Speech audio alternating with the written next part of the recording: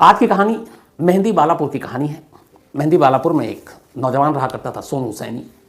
सोनू सैनी का एक दोस्त हुआ करता था और गोपाल। तो सोनू और गोपाल दोनों दोस्त एक साथ काम करते थे। बात सितंबर 2015 की है। एक परिवार जो वृंदावन यूपी से मेहंदी बालापुर आता है वहाँ दर्शन करने के लिए, तो वहाँ पे मुलाकात होती है आरती नाम की एक महिला से, सोनू की। आरती और सोनू दोनों एक दूसरे को देखते हैं, पहली नज़र में ये दोनों को प्यार हो जाता है। फिर दोनों मोबाइल का नंबर एक्सचेंज करते हैं। इसके बाद बातचीत शुरू हो जाती है। बातचीत चलती रहती है। दोनों को फिर ज़्यादा लगता है कि अब इंतज़ार और नहीं होगा। दोनों रजामंद थे। 8 सितंबर 2015 को दोनों कोर्ट में जाकर शादी कर लेते हैं। 8 सितंबर 2015 को शादी करने के बाद अब आरती सोनू के घर आ जाती है। लेकिन जैसे ही घर आती है आरती का अब रंग बदल जाता है। वो कहती है कि मुझे तुम्हारे प्रॉपर्टी में से सारे पैसे चाहिए, हिस्सा चाहिए, बराबरी चाहिए और कैश चाहिए, जेवर चाहिए। अब उसे लगता है ये क्या है, मतलब शादी की है, बीवी लेकर आए, ये जायदाद मांग रही है, कैश मांग रही है। तो वो कहता है, समझाता है, लेकिन आरती मानती नहीं। दोनों के बीच यूं ही मनमुटाव चलता है। अभी शादी बिल्कुल हफ्ता भर भी नहीं हुआ है। 8 सितंबर को शादी हुई और ठीक 8 दिन के बाद 16 सितंबर को एक रोज़ अचानक आरती घर से गायब हो जाती है। अब आरती गायब, बिना किसी को बताए हुए। सोनू परेशान ढूंढ रहा है, ससुराल जाता है, पूछता है, ससुराल वाले कहते हैं कि नहीं, वो तो तुम्हारे पास है। अब वो इस डर से पुलिस के पास नहीं जा रहा कि आरती ने इधर पैसे मांगे, कहीं डाउरी और बाकी चीज़ों का वो पुलिस के पास केस ना कर दे। तो वो घबराए हुआ पुलिस के पास भी नहीं जा रहा कि बीवी की गुमशुदगी की रिपोर्ट लिखा है। तो इधर उधर अब ढूंढ रहा बेतहाशा अपनी बीवी को, बट कोई सुराग नहीं मिल रहा। इसी दौरान 25 सितंबर 2015, मतलब उसके गायब हुए उसकी बीवी को लगभग 2 हफ्ते हो चुके थे। 15 सितंबर 2015 को आरती के पिता वृंदावन पुलिस स्टेशन में एक रिपोर्ट लिखाते हैं और कहते हैं कि उनकी बेटी गुम है और उनकी गुमशुदगी के पीछे उन्हें डाउट है कि उनके दामाद और उस दामाद का एक दोस्त जो है गोपाल, उन दोनों का हाथ है। मुकदमा दर्ज हो जाता है, लेकिन वृंदावन पुलिस भी है अभी हाथ पे हाथ रख के बैठती है, कहती है सब आपसी झगड़ा होगा, छोड़ो चलेगा। तो 25 सितंबर को FIR दर्ज है, लेकिन पुलिस कुछ करती नहीं। थोड़े दिन बीतते हैं और थोड़े दिन के बाद वृंदावन के पास ही एक महिला की लाश मिलती है। एक लावारिस लाश थी। पुलिस को कॉल जाता है, पुलिस उस लाश को अपने कब्जे में लेती, पोस्टमार्टम के लिए भेज देती है। अब इत्तेफाक से उसी एरिया में एक लड़की आरती गायब थी। अचानक पुलिस को याद आता है, ये भी याद आता है कि लड़की के पिता ने एक कंप्लेंट लिखा है मिसिंग की और 2 लोगों के नाम है। तो पुलिस सबसे पहले उस आरती के पिता को बुलाती है और कहती है कि आप, ये लाश है, आप देखिए कहीं आरती तो नहीं है। पिता आता है, लाश देखता है, बेतहाशा रोने लगता है। वो पहचान जाता है, कहता है ये उसकी बेटी की लाश है। अब इसके बाद मिसिंग वाली जो रिपोर्ट है वो मर्डर की रिपोर्ट में तब्दील हो जाती है। कत्ल का मामला, 2 नाम है उसमें, आरती के पति सोनू और उसके पति के दोस्त गोपाल का। अब वृंदावन पुलिस मेहंदीपुर पहुंचती है और वहां से इन दोनों को गिरफ्तार कर ले आती है। लाने के बाद अब इनसे पूछा जाता है। दोनों कहते हैं कि हम तो खुद ढूंढ रहे हैं, हम खुद परेशान हैं। लेकिन पुलिस कहती है कि नहीं, तुमने कत्ल किया और लाश मिल चुकी है।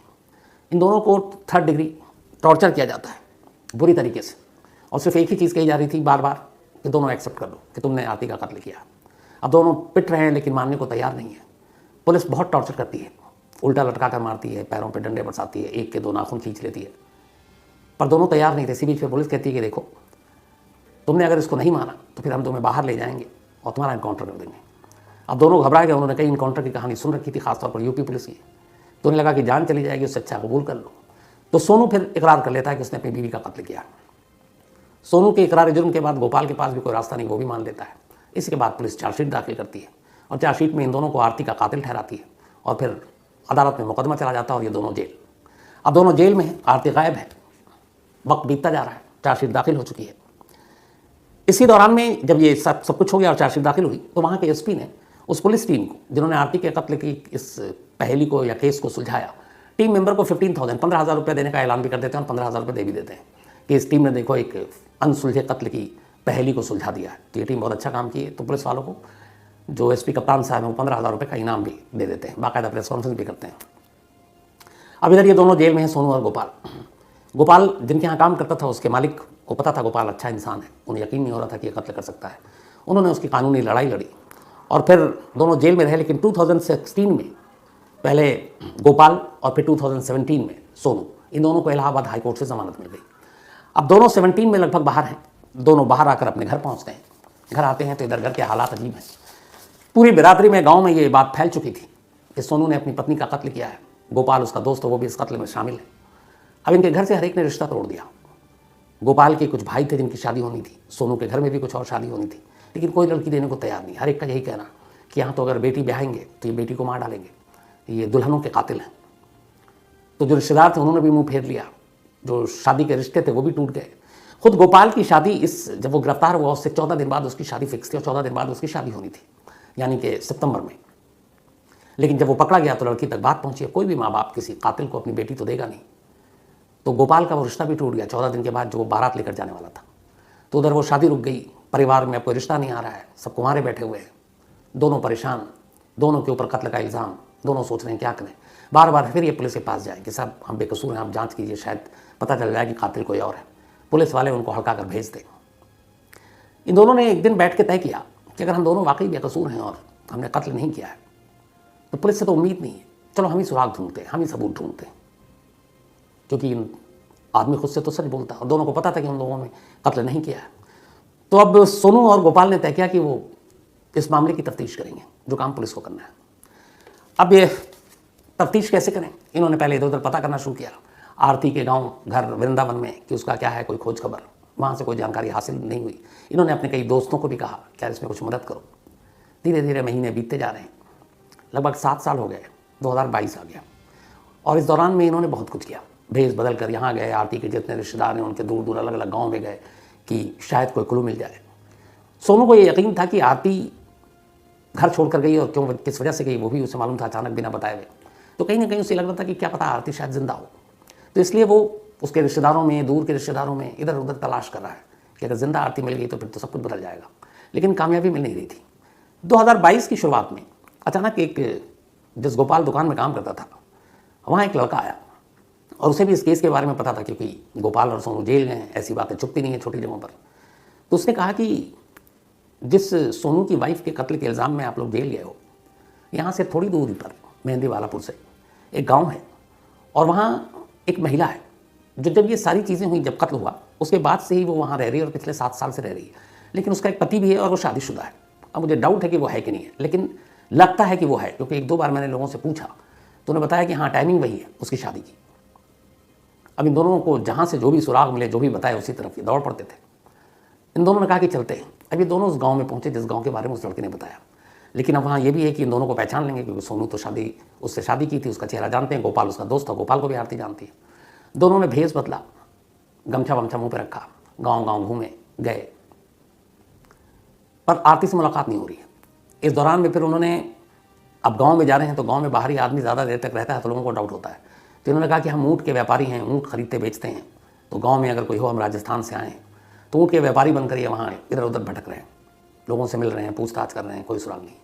फिर इन्हें लगा ये क्या है, कुछ फ़ायदा हो नहीं रहा, अब कैसे कब तक रहें। फिर उन्होंने भेस बदला और ये वहीं उस इलाके में जिस मोहल्ले के बारे में शक था कि यहाँ आरती रहती है, ये वहाँ सब्ज़ी बेचने वाले के कैरेक्टर में आ गए और दोनों सब्जियों की रेहड़ी लगाने लगे, ठेला लगाने लगे और घर घर आवाज़ देकर सब्जियाँ बेचने लगे, क्योंकि ज़्यादातर औरतें ही सब्जियाँ खरीदती हैं। तो कोई बाहर से निकले, क्या पता अगर आरती है और ज़िंदा है तो वही खरीद ले। अब इन्होंने ये काम किया कई दिन तक, ये वाला काम कर गया। एक रोज़ सब्ज़ी बेचते बेचते अचानक जिस घर के बारे में इन्हें मालूम था कि शायद ये आरती का घर है, उस घर से एक महिला निकली सब्ज़ी लेने। जैसे ही वो ठेले के करीब आई, सोनू पहचान गया ये उसकी बीवी थी, आरती। वो बीवी जिसका कत्ल हो चुका 7 साल पहले, जिसके कत्ल के इल्ज़ाम में वो जेल में रहा करीब 1.5 साल और अभी ज़मानत पर ज़मानती ज़िंदगी जी रहा है बाहर में, मुकदमा चल रहा ऑलरेडी। अब उसने टटोल लिया और उसने यकीन हो गया कि ये तो आरती है। लेकिन सवाल ये था कि खाली शक्ल देखने से उसके ऊपर लगे इल्ज़ाम तो धुलेंगे नहीं। उसने बहुत प्लान किया कि फिर क्या किया जाए। उसने कहा पुख्ता सबूत चाहिए। खैर जब आरती मिल गई तो वो वापस आया मेहंदीपुर वाला, और वहाँ की चूँकि पुलिस ने ही उसको हवाले किया था वृंदावन पुलिस के, जब ये कत्ल का इल्ज़ाम लगा तो उस भाग कर वापस आता पुलिस स्टेशन में और कहता साहब जिस आरती यानी मेरी पत्नी के कत्ल के इल्ज़ाम में मुझे और मेरे दोस्त को गिरफ्तार किया गया वो जिंदा है और फलाने गाँव में रह रही है। पुलिस के पास अभी वक्त नहीं था। थाने के इंचार्ज ने कहा कि एक काम करो, खाली तुम्हारे बोलने से कुछ नहीं होगा, पुख्ता उसके ज़िंदा होने का सबूत लाओ, कागज़ लाओ, कागज़ पे भी ज़िंदा होनी चाहिए। सिर्फ ज़िंदा होने के लिए अगर तुम कह रहे हो कि वो ज़िंदा है तो अदालत नहीं मानेगी। अब चूंकि वो मर चुकी है कानूनन, कानून के पन्नों में, तो अब उसे ज़िंदा दिखाने के लिए कागज़ के पन्नों में उसको ज़िंदा दिखाओ, कागज़ लेकर आओ। अब दोनों परेशान कि कागज़ कैसे लाए, क्या करें। फिर भी हिम्मत नहीं आ रही। दोनों ने कहा करते हैं। अब इन्होंने अपने एक दोस्त को तैयार किया। दोस्त भी पता था कि ये बेकसूर लोग हैं। अब ये खुद जा नहीं सकते थे, क्योंकि अगर उन्हें मालूम था कि आरती ज़रा से भी शक हो गया और इन दोनों को पहचान गई तो क्या पता वो महल्ला छोड़ दे, घर छोड़ दे, फिर उसे कहाँ ढूंढे इतने बड़े देश में। तो उसको ये भी था कि आरती को भनक नहीं लगनी चाहिए, लेकिन उसके ज़िंदा होने का सबूत भी चाहिए। तो इन्होंने फिर तैयारी की और प्लानिंग की। इन्होंने अपने दोस्त को तैयार किया कि तुम ई मित्र बनो। अलग अलग, आपको पता है अपने देश में बहुत सारी स्कीम चलती है, एक स्वच्छ भारत और उसके लिए शौचालय की, कि जहाँ जहाँ घरों में जो खुले में शौच ना करें, तो अगर आपके घर में शौच नहीं है तो शौच बनवाएं, ये सारी स्कीम है। तो उन्होंने अपने एक दोस्त को तैयार किया, उसको सरकारी कर्मचारी बनाया और कहा कि गांव में सर्वे करने के लिए आया, जिन जिन घरों में शौचालय नहीं है वहाँ सरकार की जो स्कीम के तहत 2 लाख रुपए टॉयलेट बनाने के लिए दिए जाएंगे। कुछ घरों में गया, उसके बाद अब नज़र तो थी आरती के घर पर। अब आरती के घर में गया, उसने बताया कि हम सरकार की तरफ से ये योजना है और अगर आपके घर में है टॉयलेट बनाना है तो सरकार आपको 2 लाख रुपये देगी। घर के लोग लालच में आ गए तो 2 लाख रुपये आ रहे हैं, चलो क्या बुरा है, काम बन गया। लेकिन अब आगे की बारी थी। उसने कहा कि इस 2 लाख रुपये आपके अकाउंट में ट्रांसफ़र करने के लिए, टॉयलेट बनाने के लिए ज़रूरी है कि पहले घर के लोगों के कागजात चाहिए, आईडी प्रूफ चाहिए, और उन कागजात के आधार पर ही आपका ये सैंक्शन होगा। घर के जो मेल थे उन्होंने दे दिया, उसने कहा नहीं महिलाओं के भी चाहिए जो बालिग हैं। अब महिलाओं के दिए गए, उस महिलाओं के जो दिए गए उनमें एक आरती का भी आईडी प्रूफ था। इन्होंने उसके सारे आईडी प्रूफ लिए और ये वापस आए। अब सारी चीज़ें सोनू और गोपाल को दे दी, उन्हें यही चाहिए था। आरती जिंदा तो थी लेकिन कागज़ पे जिंदा होने का एक दस्तावेज चाहिए था, और वो कागज़ पे जिंदा थी, इसका दस्तावेज अब उस टॉयलेट के नाम पर इनके हाथ लग चुका था। कागज़ लेकर फिर वापस जाते हैं महेंद्रपुर बालक स्टेशन और कहते हैं कि साहब आपने कहा था, ये देखिए जिसके कत्ल का इल्ज़ाम हम दोनों के सर पर है वो न सिर्फ जिंदा है बल्कि कागज़ में भी जिंदा हो, ये रहा उसके कागजात। अब जब पुलिस देखती है तब पहली बार पुलिस भी, उनको लगता है कि भैया कुछ करो वरना कल को ये बात मीडिया में आएगी या कुछ और होगा तो फिर छीछा लेदर होगी, बेइज्जती होगी। और यहाँ सबूत भी है। मेहंदीपुर वहाँ की पुलिस ने पहली बार, चूँकि ये लेकिन मामला था वृंदावन का, तो जब ये कागज़ आए तो उन्होंने वृंदावन पुलिस को कांटेक्ट किया और उन्होंने कहा कि आपके यहाँ जो 2015 का एक कत्ल का मामला है जिसमें 2 लोगों को अरेस्ट किया, जिसका मुकदमा चल रहा, चार्जशीट दाखिल कर दी है, वो लेडी जिंदा है और हमारे पास जिंदा होने के प्रूफ है, तो आप देख लीजिए। अब यहाँ वृंदावन पुलिस के कान खड़े हुए। मेहंदीपुर से वहाँ से उनको डॉक्यूमेंट्स मिल गए सारे जिंदा होने के। अब ये दोनों वृंदावन पहुँचे, सोनू और गोपाल। वहाँ जाकर कप्तान से मुलाकात की एसएसपी से और कहा कि साहब हम बेकसूर हैं और ये देखिए वो जिंदा है। अब यहाँ पे भी पुलिस को लगा कि अगर वो ये कार्रवाई नहीं करेंगे तो फिर कल को ये भेद खुल गया तो उन्हीं की मत पिटेगी, तो अब काम करना था। उनके बताए हुए जगह पर पुलिस की एक टीम को भेजा गया। उस घर से आरती मिली, आरती को लेकर लाया गया वापस। अब आरती से पूछा गया, पहले तो आरती ने मना किया कि मैं वो नहीं, लेकिन फिर उसके डॉक्यूमेंट्स दिखाए गए। फिर उसकी माँ को बुलाया गया, माँ और उसका भाई पहचान गया। अब आरती के पास कोई चारा नहीं था। अब बाप को बुलाया गया, बाप ने मना कर दिया, उसने कहा ये मेरी बेटी नहीं है, ये आरती नहीं है। अब माँ और भाई मान रहे हैं, बाप नहीं मान रहा, पुलिस को भी समझ नहीं आ रहा ये मामला क्या है। खैर तो पुलिस ने फिर एक पैतरा आजमाया। पुलिस ने बाप से कहा कि ठीक है, अगर आपको लगता है आपकी बेटी नहीं है, आपका सैंपल लेता हूँ, इसका डीएनए कराता हूँ, पता चल जाएगा कि आपकी बेटी है कि नहीं। बाप ने सैंपल देने से मना कर दिया और फिर मान गया कि उसकी बेटी है। पुलिस ने कहा ठीक है, आगे की पूछताछ के लिए आपको दोबारा बुलाएंगे, घर भेज दिया। अब इधर जब घर भेजा, दोबारा पूछताछ के लिए बुलाया, माँ और भाई तो आ गए, बाप गायब, भाग गया। अब पुलिस ढूंढ रही है बाप को। इधर आरती ने बयान दिया। उसने पूछा गया उससे कि तुमने ये सब क्यों किया, तो उसने कहा कि जब मैंने शादी की उसके बाद मुझे सोनू पसंद नहीं आया, मेरा पति, मैं उसके साथ पूरी ज़िंदगी बिता नहीं सकती थी और इसीलिए मैंने 8वें दिन उसका घर छोड़ दिया। मुझे एक और शख्स पसंद आ गया, मैंने उससे शादी कर ली, मेरी शादीशुदा ज़िंदगी बहुत कामयाब है। तो पुलिस ने कहा कि वो जो वृंदावन के करीब एक महिला की लाश मिली थी तुम्हारे गायब होने के करीब महीने भर के अंदर, वो लाश किसकी थी, तुम्हारा उस लाश से क्या लेना देना। उसने कहा मुझे उसके बारे में कोई जानकारी नहीं कि वो लाश किसकी थी, उसका क्या कनेक्शन है मेरी गुमशुदगी से। अच्छा उस वक्त, अब चूंकि आरती मर चुकी है तो वो तो खुद तो शिनाख्त करने आएगी नहीं और गायब भी है। आरती के पिता ने लाश की शिनाख्त की थी कि आरती ही है, तो अब वही सच बता सकते थे कि वो लाश किसकी है और क्यों उन्होंने सोनू और उसका नाम लिया, क्योंकि आरती ने तो कोई कंप्लेंट लिखाई भी नहीं थी कभी, वो तो गायब हो गई थी सीधे। और वो कह रही है, अब अपना बयान दे रही है कि मैं 7 साल से मैं किसी और के साथ शादी करके रह रही हूँ, मैं खुश हूँ और मेरा सोनू से या फिर उस लाश से या फिर मेरे घर वालों से कोई कनेक्शन नहीं, कोई मतलब नहीं है। तो अब उस लाश जो मिली और जिसको आरती की लाश बताई गई, और आरती का वो बाप जिसने उस लाश को कहा कि वो आरती की लाश है, ऐसा क्यों कहा, इसका जवाब सिर्फ और सिर्फ आरती के पिता के पास है। लेकिन आरती के पिता गायब। अब पुलिस उन्हें ढूंढ रही है, जब वो मिलेंगे तो आगे की कहानी का खुलासा होगा। लेकिन इस पूरी कहानी में जो चीज़ साफ हुई वो ये है जो मैंने आपको शुरू में बोला कि अगर किसी के ऊपर इल्ज़ाम लगता है तो फिर साबित भी करना उसकी जिम्मेदारी होती है और फिर क्या क्या करना पड़ता है। इन दोनों ने फिर अपनी कहानी सुनाई है। इन्होंने कहा कि जब इन्हें पकड़ा गया तो पुलिस सिर्फ एक ही चीज़ बार बार कह रही थी कि दोनों मान लो कि तुम दोनों ने ही आरती का कत्ल किया है, इसके अलावा कोई चारा नहीं। उन्होंने कहा कई दिनों तक पुलिस कस्टडी के नाम पर थाने के अंदर रखा, जगाया, मारा, पीटा, टॉर्चर किया, उल्टा लटकाया, पैरों के तलवे पे डंडे मारे, पीठ पे डंडे मारे, बैक पे डंडे मारे, प्लास से 2 नाखून उखाड़े और आखिर में फिर जब भी नहीं माने ये, तब फिर ये कहा कि देखो इनकाउंटर हमारे लिए कोई मुश्किल काम नहीं और तुम दोनों के ऊपर कत्ल का इल्ज़ाम है, तो लोग भी कुछ नहीं कहेंगे, तो हमारे पास यही कि तुमको ले जाकर इनकाउंटर कर दें।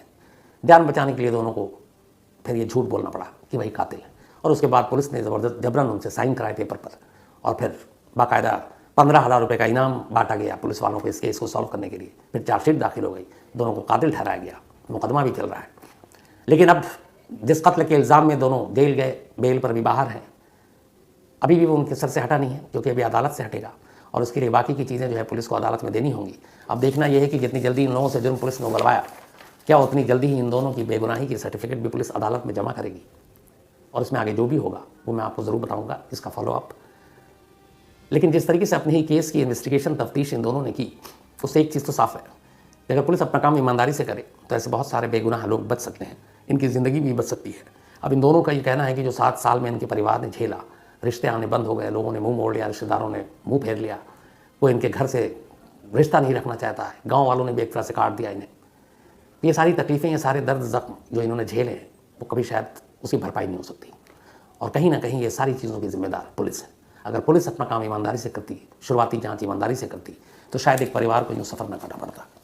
लेकिन ये तो एक कहानी है, ऐसी पता नहीं कितनी कहानियाँ अब भी कहीं ना कहीं पनप रही होंगी, कहीं हो चुकी होंगी, कहीं लोग उसके मारे जेल में होंगे, बेगुनाह भरी पड़ी हैं ऐसी कहानियाँ, ऐसे दर्द जो लोगों के साथ हैं और जो पुलिस की इस लापरवाही और जुल्म के शिकार हैं। तो फिलहाल कहानी में इतना ही।